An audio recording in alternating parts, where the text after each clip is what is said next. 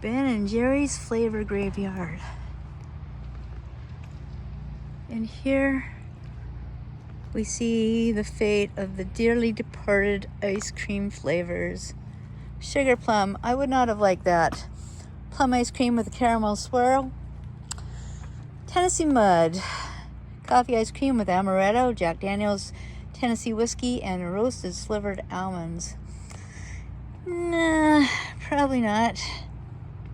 Wild Maine blueberry, probably not. I would rather have a muffin than a blueberry ice cream. Oh, and look at this one. Miss Jelena's sweet potato pie. Swirls of sweet potato pie filling and cinnamon pieces in slightly spicy sweet potato pie ice cream.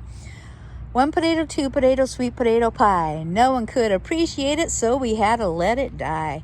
1992 to 1993.